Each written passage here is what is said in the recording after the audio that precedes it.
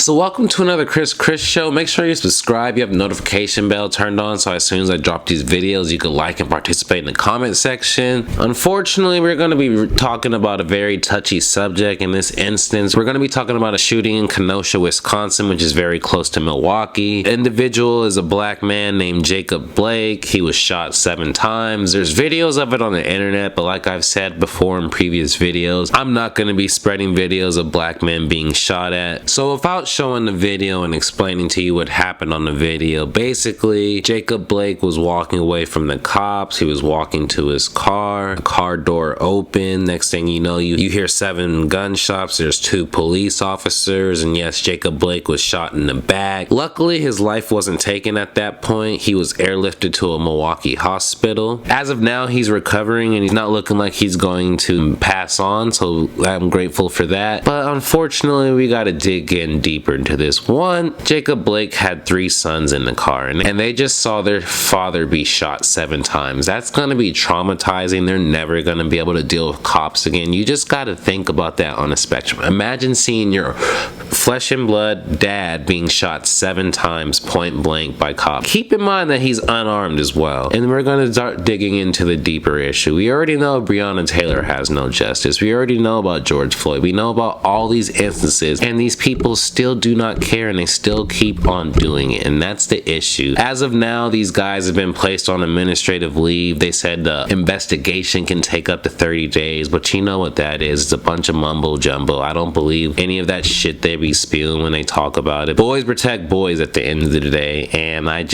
when they actually start holding people accountable, I'll believe it. But no domestic incident in this regard should have ended with a man being shot 7 times. This is what we mean. Police are supposed to be de-escalators of the situation. These people escalate situations. They're just come here, they see a person is black. The first thing they think of is shoot first, to ask questions later. And that's just not how society should be operated. That's not how it should be working. We shouldn't have to be so fearful of people that are supposed to protect us, because they're not protecting us. They're just out downright. They see a black person, they're scared, and they want to kill them. Like, I'm sick of this shit. Like, and then the people that try and justify it, or you don't know the full story, you don't know what he did or that, or maybe if he just complied, man, I don't want to hear that shit, because there's so many instances where you see a person that's white and they will downright argue with the cops, fight with them. I've seen a person that had a fucking shotgun and all that, and they didn't shoot him. So I don't want to hear that shit. I don't want to hear it. There's 2 different standards with cops. There's being white and there's being a minority, and there's also being black, because they take it to the next level with us, obviously. If you want to just deny it at this point, you're ignorant. I'm not even gonna engage it. It's just sickening. So Kenosha turned up like right after that incident happened. There was protests. I've been hearing that the courthouse might be burned down. I saw there was people protesting in front of the police station.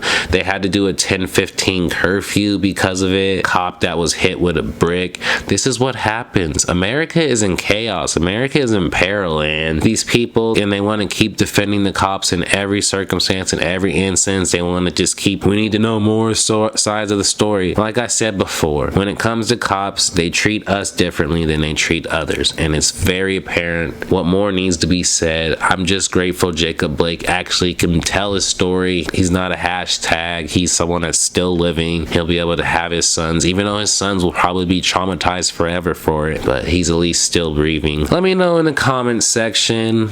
Actually, there's nothing really to ask. It's just me telling you, like, shit's fucked up, man. This police justice, we're still not getting justice. That's why we still need to protest. The protests are still going on. We still need to stick together. We need to band together, and yeah, Black Lives Matter. So like I said with Chris, the news, whenever it comes, I'll deliver it, whether it's today, tomorrow, a week or 2 from now. That's why you need to make sure you subscribe. You have the notification bell turned on. If you enjoyed this video, share this video with your friends. It's Chris. I'm out this motherfucker.